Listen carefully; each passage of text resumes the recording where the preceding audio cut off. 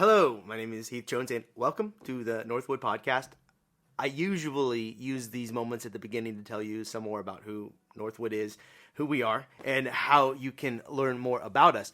And I still want you to know all about that, so please check us out at www.indyncc.org. That's indncc.org. Or if you haven't already, please like, subscribe, or follow our podcast on whatever app that you use to listen. That's what I say basically at the beginning of every one of these episodes. But perhaps it's a safe assumption that if you are already here, then you know something, if not quite a lot, about me, Heath Jones, or about our church, Northwood Christian Church. And assuming this to be the case with some of you, I'd like to use this moment to make an almost impassioned plea, a request. Please share. Share our podcast with your friends and share on any or all social media platforms that you can. Or you can link it in a text message or whatever. The point is, get the word out there because this will help us get our word out. And who knows, you might be sending someone a message of hope for someone who needs to hear it, but you'll also be helping us grow. And so we would sure appreciate it if you would share, like, subscribe, all of those things to tell all of the algorithms in the digisphere on the internet that people like us, and maybe others might as well, send some people our way. That being said, let's pause right now for the ads our podcast audience will be listening to right here, and we'll be back shortly. Audible's romance collection has something to satisfy every side of you. When it comes to what kind of romance you're into, you don't have to choose just one. Fancy a dalliance with a duke, or maybe a steamy billionaire. You could find a book boyfriend in the city and another one tearing it up on the hockey field. And if nothing on this earth satisfies, you can always find love in another realm. Discover modern rom-coms from authors like Lily Chu and Ali Hazelwood, the latest romantasy series from Sarah J. Maas and Rebecca Yarros, plus Regency favorites like Bridgerton and Outlander. And of course, all the really steamy stuff. Your first great love story is free when you sign up for a free 30-day trial at audible.com/Wondery. That's audible.com/Wondery. And we're back, or probably you never left. Either way, our scripture passage for consideration today is found in the Gospel of Luke, chapter 21, and we will be reading verses 5 through 19, and they go. When some were speaking about the temple, how it was adorned with beautiful stones and gifts dedicated to God, he said, "As for these things that you can see, the days will come when not one stone will be left upon another. All will be thrown down." And they asked him, "Teacher, when will this be? And what will be the sign that this is about to take place?" And he said, "Beware that you are not led astray. For many will come in my name and say, 'I am he,' and 'the time is near.' Do not go after them. When you hear of wars and insurrections, do not be terrified. For these things must take place first, but the end will not follow immediately." Then he said to them, "Nation will rise against nation and kingdom against kingdom. There will be great earthquakes, and in various places famines and plagues. And there will be dreadful portents and great signs from heaven. But before all this occurs, they will arrest you and persecute you. They will hand you over to synagogues and prisons, and you will be brought before kings and governors because of my name. This will give you an opportunity to testify. So make up your minds not to prepare your defense in advance, for I will give you words and wisdom that none of your opponents will be able to withstand or contradict. You will be betrayed even by parents and siblings, by relatives and friends, and they will put some of you to death. You will be hated by all because of my name, but not a hair of your head will perish. By your endurance, you will gain your souls." A few years ago, my wife and I took our children to see a winter light show at our art museum here in Indianapolis. We go every year. If you're in the area, you should check it out. It's an outside event. You walk through a forest of lit up trees and other light displays. And in the pinnacle moment, the grand finale, if you will, there's a light display on the front of a mansion, the Eli Lilly House, or the Lilly House as it is called, where the person who owns Eli Lilly Pharmaceuticals used to live. It's part of the museum complex now, and they do this light display on it. It's very impressive, and my children, before we even go to this light display, love this house. And as for my eldest daughter, it's been a fixture in her life.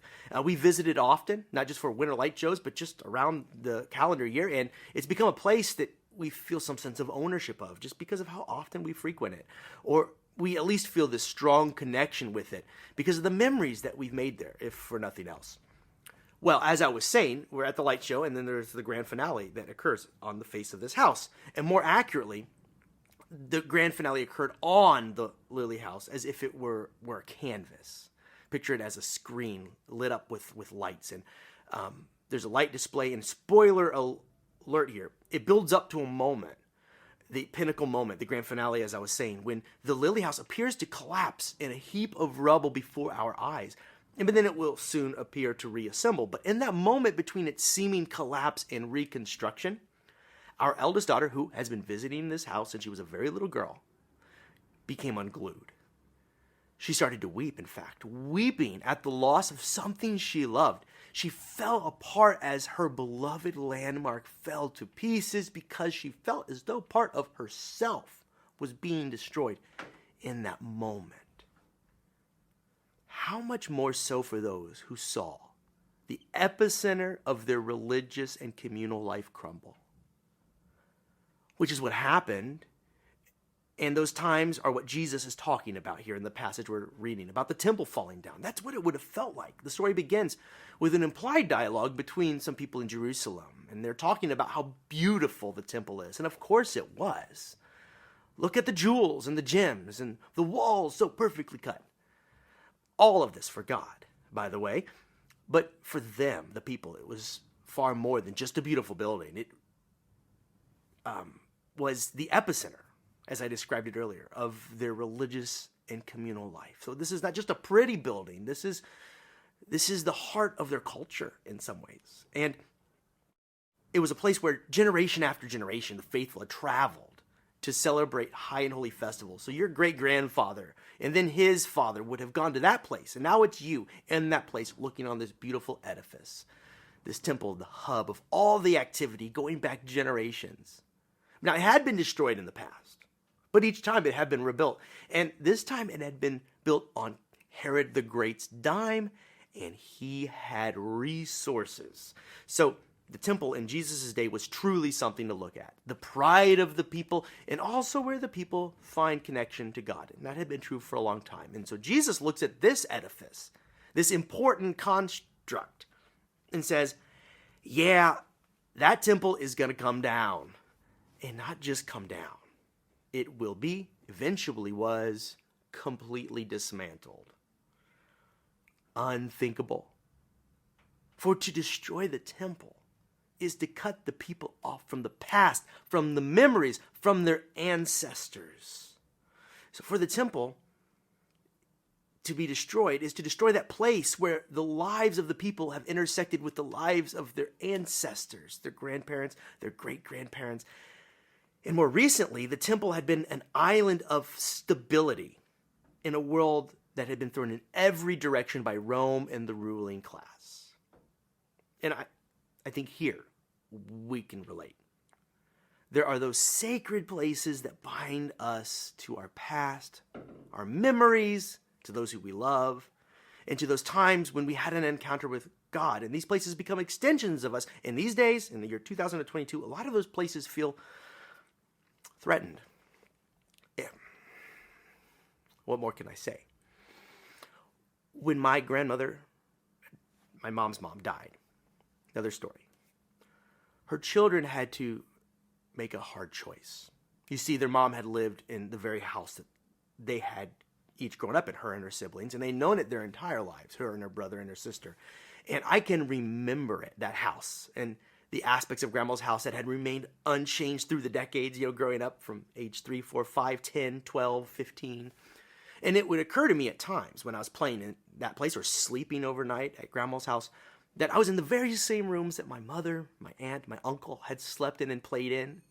Indeed, I played with some of those same toys that my mother and her siblings had owned when they were young. So when my grandma died, the question became, what should we do with the house? Our house, our soul in some ways. At least it touches our soul, our spirit, that physical, geographical space. In the end, they decided that they had to sell it. Of course they did. And so they did. And I'll never forget driving to my grandma's house with my mom for that final time. Just me and her. And she sent me out after we'd gone through, make sure everything was okay, lock it up for the realtor. She stayed in a bit longer, and I'll never forget the sound of her sobs. Gut-wrenching cries that came from very deep within her. Because her temple was coming down. She was losing a part of herself. And for the people of Israel in Jesus' day, the destruction of the temple, or even contemplating the destruction of that temple, would feel like the death of the national psyche, the defeat of God and goodness itself. And while this happened, because it did, it must have felt like nothing good was permanent. But here's the thing. Luke wrote this gospel that we were reading today about these terrible events 15 years after these events took place, about 15 years. And his original audience would have experienced these events, and they would have lived to tell the tale. So for them, these were not predictions about the future, but descriptions about the very recent past. So in that light, this text really isn't a prophecy, but rather an interpretation of events that have already happened. An interpretation that chooses to notice God at work through it all, sustaining the people and keeping the church together. Because the temple did come down in the year 70, as I said, but 15 years before Luke wrote his gospel, that means that the people there who were hearing this for the first time had lived it. But they had been through tumultuous times. Things had been bad up until that point, and things had continued to be bad. That war that would bring down the temple would last about half a decade, from the year 66 to 70 Common Era. Throughout much of that time, Jerusalem was under siege. All of this is in the psyche of the people hearing this, as Jesus is talking, but then also as Luke is penning his gospel. To help me describe all of this, I would like to employ the help of a Lutheran pastor named John Petty. And I know this is a longer quote, but I think it gets the job done to describe the vibe, the ethos around Jesus at the time and around the time of Luke's writing, the gospel that we just read. Quoting him, AD 69 was a very strange year. Within Jerusalem, the Jewish defenders were divided. In hopes of a ceasefire, some advocated for accommodation with the Romans. Some of the more fanatical Jewish defenders, on the other hand, took an apocalyptic view. If they could just hold on a while longer, they thought God would intervene and smite the offenders. These more fanatical defenders gained the upper hand in the city, and some believe they likely put pressure on the followers of Jesus, urging them to abandon nonviolence and join the struggle against the infidel Romans. Jerusalem put up a stout defense, and the Romans had a hard time subjugating the city. When they did, it wasn't pretty. They destroyed everything they could destroy. Blood ran in the streets. As an aside, here Reverend Petty cites an ancient Jewish historian named Josephus. You've probably heard of him, but here I am quoting John Petty, quoting Josephus. Quote, "The roar of the flames, streaming far and wide, mingling with the groans of the victims. One would have thought that the whole city was ablaze. With the cries on the hill were blended those of the multitude in the city below. And now many who were emaciated and tongue-tied from starvation, when they beheld the sanctuary on fire, gathered strength once more for lamentations and wailing. Yet more awful than the uproar were the sufferings." So that's the historian Josephus, who was living around the time of these events and could perhaps have talked to people first or second generation removed from these events.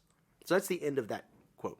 Going on with what John Petty has to say about this time in Jesus' context, in the context of the Gospel of Luke, quote, "The destruction of the temple was utterly devastating for the people.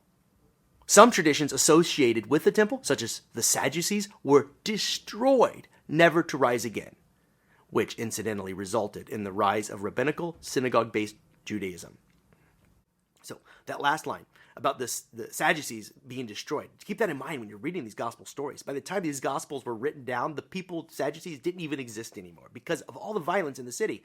All of this to say, by the time Luke's readers would have had this gospel in hand, the events that Jesus foreshadowed in this gospel had already occurred. So imagine reading this from the vantage point of someone who has lived it. Somebody comes into town with Luke's gospel, brand new, hot off the presses, describing what you had been through. All of the would-be messiahs and hapless wannabe saviors mentioned in verse 8, they had already flamed out. So Jesus in Luke says, don't follow them. Wars and nations rising up against one another. Again, from the vantage point of Luke's original audience, he's merely describing the soundtrack to their lives, one that had seemingly been on loop for years. Jesus goes on to describe arrests and persecutions and the ways that things would get very hard. And it's highly likely that some of those in Luke's original audience would be nodding along to these descriptions of persecution, having endured these things themselves, thinking, he's describing me. That was me. And the persecution described in verse 13 and then verses 14 and 15 go on to suggest that even when the persecuted didn't have the opportunity to prepare a defense, it's okay. They found words in the moment, apparently. And here, Luke's audience may well have recalled stories when they or someone else in the community stood tall and spoke truth to power. Mic drop moments. Words that seemed so inspired in the moment that they must have come from above. Then, in verse 16, Jesus describes the ways that family members can turn on each other, even betray one another during tumultuous and hard times. Families divided, houses divided, and here members of Luke's original audience may have nodded, noticing the brothers and the sisters, cousins and friends who were not there, who had abandoned the cause, or who had caved into pressure and cooperated with Roman oppressors to make life still harder. Maybe those who weren't there were those who had lost their lives because of the betrayal of family members or friends.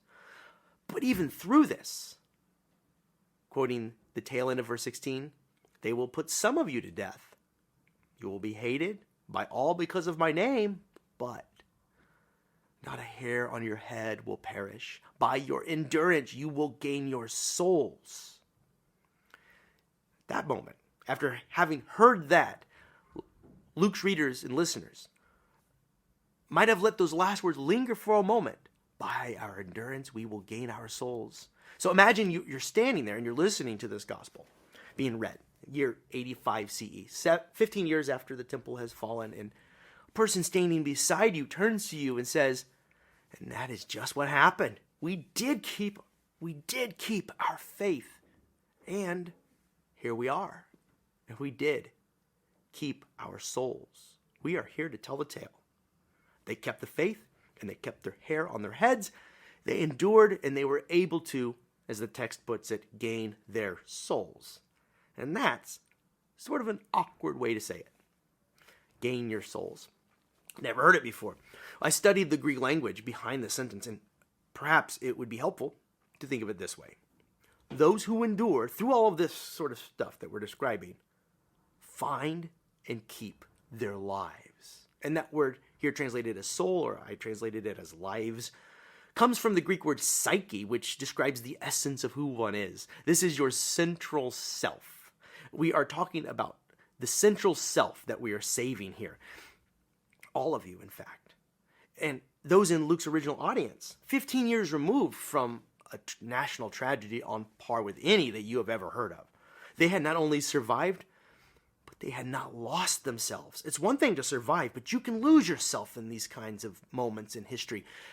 They had not colluded with Roman officials to save their skins. They had not betrayed their friends and family. And in the face of intense pressure, they had not partnered with local governing officials or religious rulers to line their pockets and to profit off the poor, as so many members of their community had. These are just a few of different ways of saying that they kept their souls themselves. They did not lose themselves when hard pressed or tempted and probably afraid. And they survived to boot. And Luke's telling of Jesus' story was meant to help these early Christians come to terms with all of the suffering and the chaos around them that I have been describing, and also to help them to see that through it all, God had already sustained them. Even as temples fell, God was with the people redeeming and restoring, leading the people to new life. For those in Jesus' community, their worship would transition into smaller houses of worship called synagogues. And they discovered that even with the temple destroyed, God was still with them. They thought that when the temple was destroyed, all would be lost. The life of Israel would end. But the life of Israel did not end. Though the Jews were scattered, displaced, and persecuted, they time and time again cultivated pockets of life. By the way, a pattern that would continue through the centuries and millennia to come. This is what God's Spirit calls us towards and makes possible in difficult times. The temple may have been destroyed, but God's house was discovered to be in every place, even in the hearts of the people, even in humble living rooms, caves. They found places to be, and the people endured. Their lives were saved in the most important ways. This passage is also for those of us whose temples have already fallen, if they haven't fallen already. I've talked about some of the temples that have fallen in my life, my grandma's house. And here's what you need to know in 2022. As temples seem to crumble all around us in the form of worn down institutions and disillusionment, the disillusionment that many of us feel in relation to some alleged American dream. When my mom left her childhood home, she returned to the home that she was creating then with my dad. I was a kid at the time, and it's a safe place. I remember it as a safe place for her children and eventually her grandchildren, my kids. And when I have to sell that home that I grew up in, there will be something else after the Syrian loss. The time will come, but there will be something else. When the disciples lost their Messiah, Jesus, they found that there was even life after the most tragic of deaths for them. The resurrection of Jesus points us towards life after every end. Life that is endless, with many surprising and astounding rebirths. Salvation comes in many forms, and again and again. Our church, Northwood Christian Church, has been a church that has mourned loss after loss in every possible sense. Temples do fall. Many of our temples, or parts of our temple, have fallen. Things have changed. As leaves fall on the ground and then feeds the soil, our ministries and efforts at church, they change too. And some old ideas are left behind and feed the future. And our brothers and sisters die and leave gaps in our lives. We've had a lot of funerals lately at Northwood, and we can, along with Luke's audience, expect to experience hard times to come. But we can remember hard times in the past, can't we? And those of you who are still here have endured. And you have not been overwhelmed as of yet by the times that we are living in. You might be this close, but you haven't caved yet. So hold on. That's part of the point. Maybe the most important point here. Hold on. You can make it through this with your soul intact, without losing yourself in this rat race. But, truth be told, our temples have fallen, some of them. And this is tragic. This is heartbreaking, but it's also okay. We always knew that it would be hard and that times would change. And Jesus has told this to his disciples for thousands of years, that temples have fallen, will continue to fall. And all that we know will change, but the church of God remains. The body of Christ will rise again and again and again in different forms. And through it all, you will remain. We remain. When temples fall, well, let them fall. What remains are the communities called together by God. The community hearing Luke's gospel read for the first time would have been keenly aware of what they had been through. And those of us who have answered the call will face struggles, but the struggle itself will shape us. And through the holding on, God will uncover for us our truest and best selves. We will save our souls. Keep our souls. Hold on to what matters. God will uncover for us our truest and best selves. So, I guess all this to say, come what may, buckle up. This has been the Northwood Podcast. If you like what we're doing here, please subscribe to the podcast by way of whatever app you use to listen, or leave a comment. These points of engagement drive more traffic our way. Or check out our website, www.indyncc.org. And also check out the other podcasts produced by the All Indiana Podcast Network. Until next time, this has been the Northwood Podcast. I am Heath Jones. Peace.